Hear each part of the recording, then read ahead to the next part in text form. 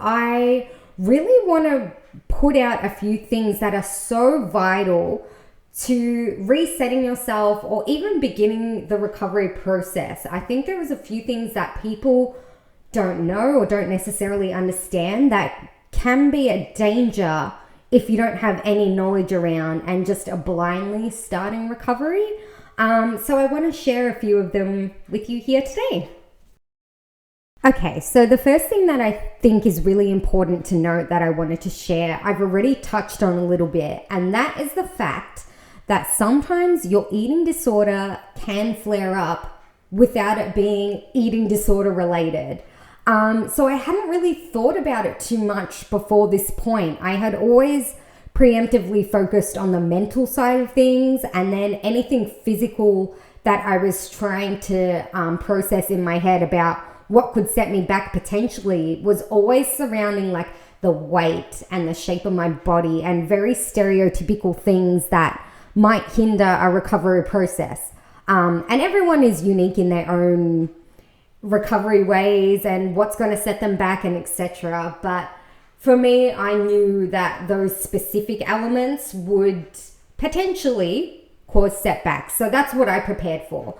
Something I didn't prepare for was the fact that physical illness can also set back your eating disorder, even if it has nothing to do with it. So I'm very lucky, touch wood. I very rarely get sick, as in the sense of colds, flus, things of that nature. So when I was thinking of what could set me back, that didn't even really come up so much, which is silly. But after having that much lack of sleep and feeling the physical side effects of that, it's a very, very real thing that if you become physically unwell, then as a result, you could potentially lose weight, for example, which can change the way you're thinking about your eating disorder and the recovery that you're going through.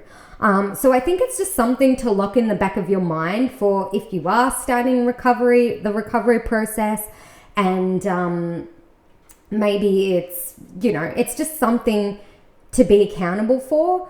Thinking about what could I potentially do next time I get sick?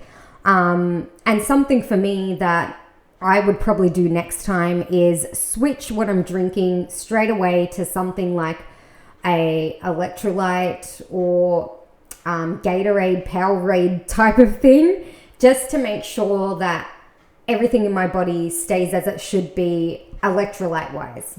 So just making sure the bare minimum, like your vitamins and minerals, are being met. I would probably up my supplements. And for me, that's things like magnesium, that's things like vitamin D, that's things like just a blanket vitamin. And I know there are a few studies out there that don't necessarily agree with multivitamins. And that's why I don't always tend to take it on a day-to-day basis, because if I am eating correctly, then I really do not require a multivitamin. But in the moments that I am physically unwell, that is something I want to do for myself going forward.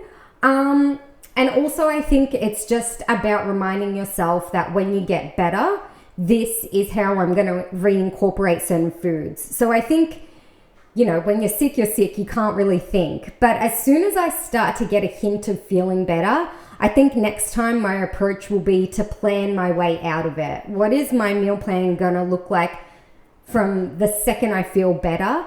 And even if I don't have a default of what I feel like, hopefully there's just something that I can incorporate at the time, just to keep my nutrients at a good level until I can figure out what I want.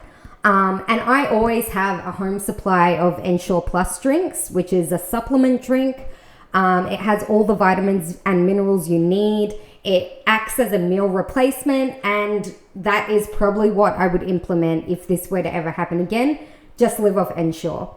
And it's not realistic, and it's probably not the best way to do it, but I have done it before, and if that's what I need in that moment before I can figure out what I'm going to do with my meal plan to make it better, then that's what I'm going to do. It's a very easy solution to keep my body in check while my brain is catching up. The next thing that I wanted to touch on is probably the most important information that I want to put in this video. And it's at a point where it really needs to be said, and it needs to be said in a very blunt way. I want to talk a little bit about other eating disorder recovery influences and this all-in approach. Now, I have nothing against the all-in approach. And for those who don't really know what that is, essentially it's allowing yourself to give into any craving that you have, anything you desire in the quantities that you want. Because one of the effects of having an eating disorder and starting recovery process is that you can, and most of the time probably will, experience extreme hunger during the process of refeeding yourself. So that means that your body will crave certain things. It will want larger quantities than what it'll probably want eventually once you kind of plateau yourself out.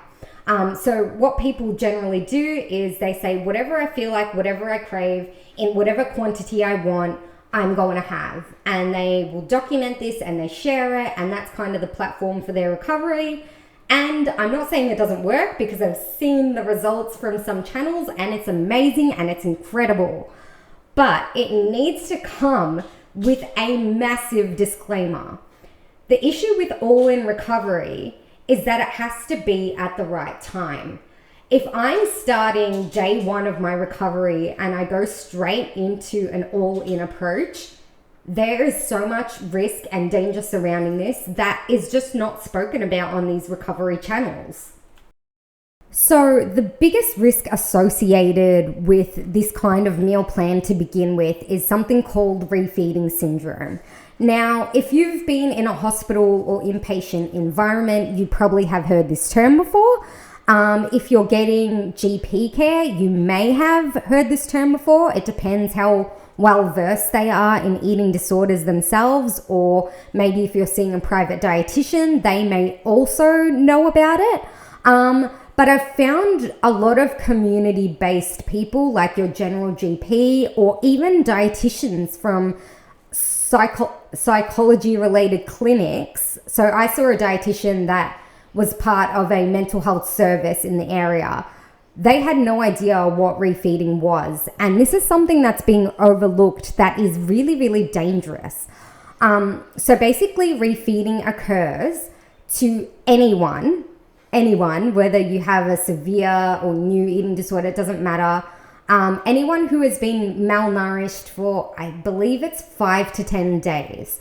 So if you haven't had adequate nutrition for 5 to 10 days, then you are at risk of refeeding syndrome once you start reincorporating nutrients the way you need to.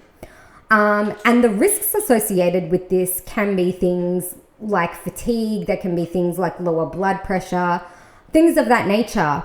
But when they're done in a very risky situation, they can lead to seizures, they can lead to comas, and they can ultimately be fatal. Now, the reason this can be so noteworthy is for the basic fact that a lot of the time, even when it's advice from a professional, people will not be told about refeeding syndrome unless they are of a certain body size. One of the factors that increases the risk of refeeding syndrome is also the body percentage and the amount of fat percent that you have lost over a certain period of time. So a lot of the times it can be assumed that if you're in a much smaller body, the risk is higher. And, you know, to a degree that is true. But people who are in bigger bodies also become malnourished. It's not just a underweight associated thing. People in larger bodies who have eating disorders, who are chronically malnourished, will also be at risk of refeeding syndrome. And, you know, I've gone through the risks and they are very great. And the thing is, there's not a lot of awareness around it. So when people are watching these all-in channels and they say, this is day one of my recovery, I'm in an all-in recovery, and they're showing the excessive amounts that they're having, it can be very dangerous. Because if someone mimics that without this background knowledge, then they are at risk of all of those symptoms that I've said. Now, you probably ask yourself why it is that none of these content creators have developed any refeeding syndrome associated things. They've all come out of it pretty well from what I can tell. And I don't watch a lot of recovery content, but of the more popular ones that I've seen, everyone ends up doing well. So all I'm saying is that there is a risk. I'm not saying it's definitely going to happen, but that approach may not be the best approach for your first day in recovery. If you decide that all in is what you want to do because you've seen it work, you've seen other content creators, then good for you. But please, it's always better to do a slow and steady approach.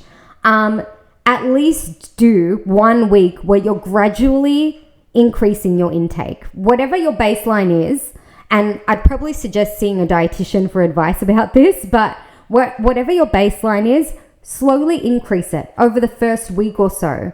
Get your bloods monitored by your GP. If everything is good and balanced, then go all in. Do what you need to do. Just nourish yourself back to a place where you're not malnourished so that this refeeding risk can dramatically decrease. So just from a personal perspective, there's probably people who, if you have watched my YouTube channel prior to this point or seen my content wherever, you're probably thinking it's a little bit hypocritical of me giving this advice when I went into recovery very much noting that I had no professional help around me. There are a few things I need to say about that. First of all, I was very much aware of refeeding syndrome. So I made sure that my meal plans going forward were going to be appropriate, that I wasn't rushing into anything, and that I took measures to minimize those risks. And second of all, it's about knowing the process. So I had been in hospital, 25 plus times by that point. I had gone through the process of refeeding. I had seen how it's applied. And I also did a lot of research. So this is where it gets a little bit cloudy. People are either going to love or hate this, but it's what works for me. When I begin the recovery process, I always set myself a few goals and a very detailed plan. Part of that plan is knowing the nutritional requirements for my body. Now, there is a particular way and a particular formula that you can use to calculate the exact amount of calories that you need for your age, for your gender, for your body type, for your overall composition, I guess.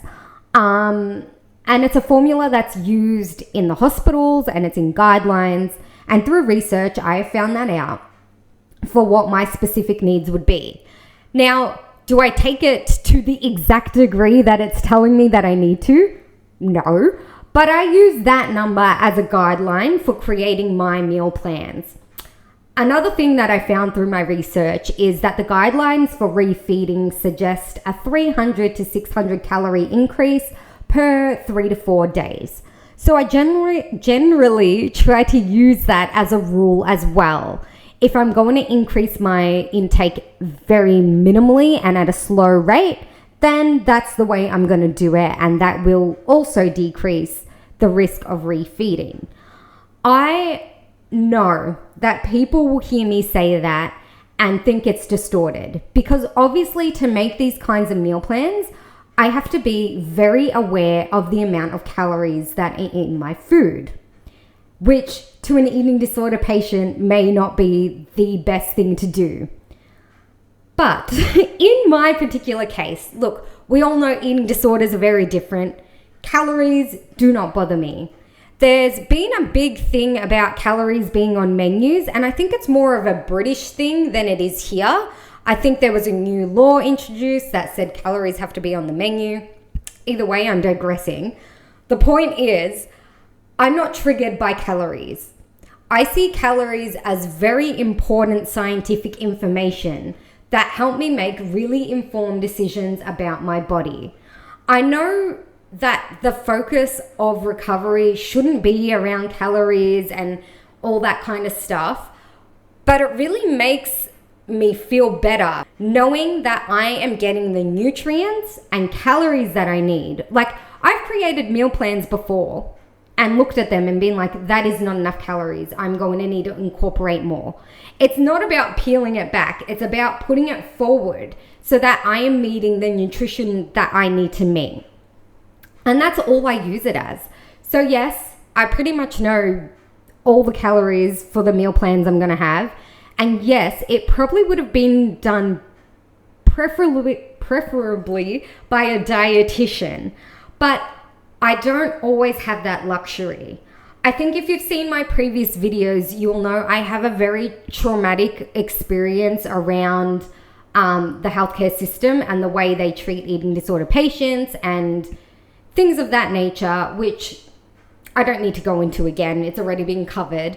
But I didn't trust going into the community and seeking advice from a dietitian, and that's fine. But it did mean that I needed to take on that role myself, and I had a responsibility to do the research and to implement things in a way that was going to be carefully planned for what I need and safe for myself as well. But also the fact of the matter is, and again, touch this in my old videos, but the fact of the matter is, before and during and after, I'm pretty sure I'll be recovered. But throughout the whole process of eating, before my eating disorder, during it, and after it, I am a fussy eater. So I have tried to see dietitians in the community just for general advice around things. But they don't always know how to work with the foods that I do eat. And it's complicated. I get that. It really is. I've pretty much made a very extensive list of things that I do eat, just because it's faster than listing things that I don't eat. And I've gone to dietitians and been like, can you work this for me? And the answer has always been like, no. And I'm sure that's more on the people I've gone to and things like that. I don't know. I think you need to be an eating disorder qualified dietitian to really give that kind of advice, especially when there's a refeeding risk. But I just wasn't getting the answers that I needed and wanted. So I kind of worked it out myself. And, I looked at the nutritional content of things I would eat. And I kind of just go off a really simple approach of try to have a carb, try to have a veg, and try to have some protein in each of my meals and snacks. And that's kind of been working for me so far. So, I'm very lucky that I have access to the information I have. I'm very lucky for the experiences I've had, even though I have so many complaints about the hospital system. And, again, I've divulged that more in my previous videos. But the one thing I did take away from it was really being able to understand the process of nourishment and doing it in a careful manner. So I think that really needs to be emphasized at this point, just with so many recovery channels going all in. And I've spoke a lot, but basically the takeaway is slow and steady. And if you want to do all in, great. So proud of you. So happy for you. But please do it after a week or two in recovery. It will make a huge difference. Just as a quick note, I just really wanted to point out one final thing, and that's when I talk about constructing my own meal plans. And I only say this because people may, after watching this video, decide that's what they want to do. Designing my own meal plans, if you're going to look at the caloric amount that you need specifically, and like I said, there's a formula for that. I'm not going to go too much into the details of that. If you want that information, you can do your own research to find it. But if you are going to design your own meal plan, it's important to factor in natural things. So, for example, I know that there are times when I'm going to be hungrier than other times and maybe less hungry than other times, depending on maybe the type of food I've had the day before or hormones or whatever it is. The body is a peculiar thing, and at any given moment, the actual calories that you require can go up and down. And I know that sounds pretty like self-explanatory, and I'm sure most people will already know this, but really have that self-awareness in your head when you're designing these meal plans. Like I mentioned, I only use that figure as a very basic guide. It is not the end all and be all. If I am a few hundred calories over or under at any given day, then obviously I'll reflect on why that is, but it's not about punishing. It's not about restructuring. It's just about figuring out what your body needs. And it may be that your natural set point is a little bit higher or a little bit lower than what the formula generates. But just as a general guide, if this is the only way you feel you can do it and you end up deciding making your own meal plan, please keep that in mind. It's a very important factor and is also just really good so that it doesn't become too much of a controlling thing in your eating disorder recovery. The whole idea of recovery is freedom. So, once I get far enough into my recovery, the calorie equations will not even be a thought. It's just while I'm guiding myself through refeeding and into a healthier body. And I hope if you decide to take the same approach that you can apply some of those principles. So while we're on the topic of refeeding and that kind of process, there was one other reason that I wanted to bring this up and I want to discuss a little bit. And that is content creators talking and reflecting about their what I used to eat in a day videos. So essentially it shows what they would eat in a day in the life of recovery. Some people do it, some people don't. I haven't done one. I don't think I ever will. I don't think they're particularly useful. I think you should be just using either a dietitian meal plan or something that's very calculated and carefully planned by yourself if that's the way you want to go. I don't think you should be ever looking at someone else's meal plan and saying that seems to be working for them, I'll just do that. And people also just have general different preferences. Like for me, being a fussy eater, usually I'll look at these things and I'll be like, nah, I wouldn't like that anyway. But that's beside the point a little bit. The point of this is I don't like the way these influencers are reflecting on their very first days in recovery and talking about how disappointed in themselves they are for having been eating so little and claiming to be in the process of recovery. Now, I've already talked about why a slow and steady approach is absolutely necessary. Like you actually have to start very slow and carefully. But aside from that fact, there is nothing wrong with acknowledging little victories. These girls were showing their diets and they weren't up to what they should be. Like I can acknowledge that. They can acknowledge that. But they were in the early stages of recovery where any increase is a win. Slow and steady, any increase is a win. And also their overall diet did eventually improve. And that's generally the way it's meant to happen, just intuitively through the body anyway. You slowly get your appetite back, and then sometimes in recovery, you'll get extreme hunger. Sometimes you won't. You act on that. You might even go above what your weight needs to be, but it all eventually balances out. That's what the science tells us anyway. So to degrade and to nitpick on your diet when you first began the recovery process and to say that wasn't true recovery, to call yourself out is very harsh and also very inappropriate because you should start slow and you shouldn't be reflecting in that manner. It's great that you're at a place where you're at a full meal plan.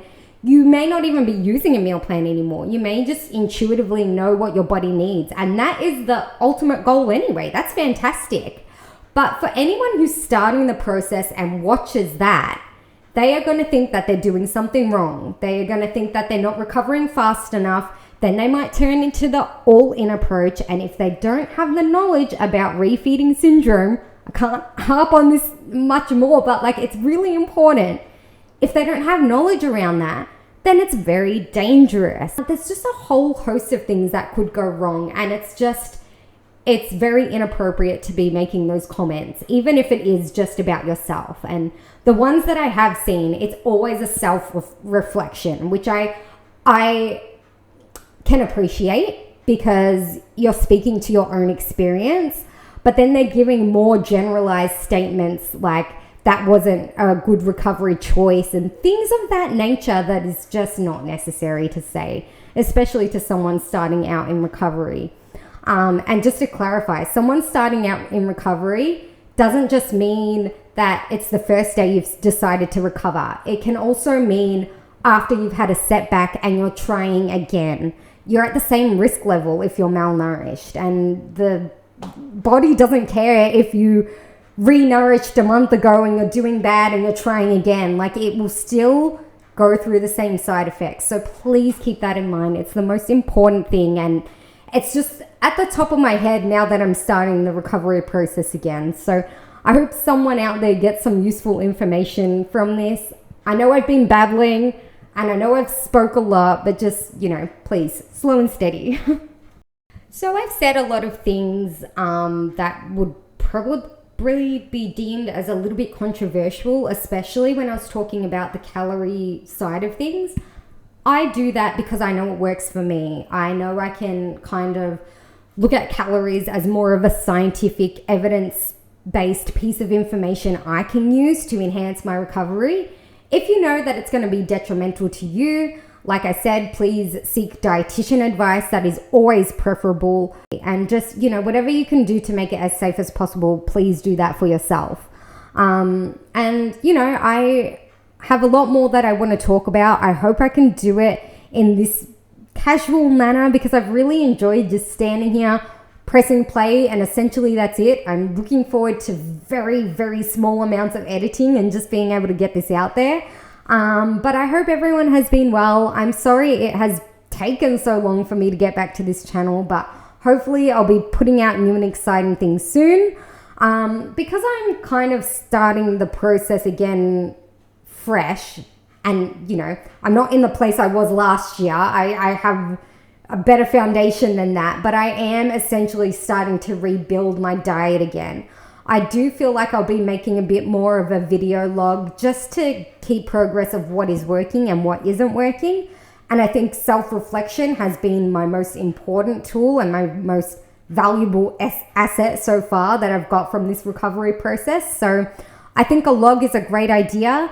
But I also have plans to do this more frequently, but no pressure to myself. So we'll just see what happens.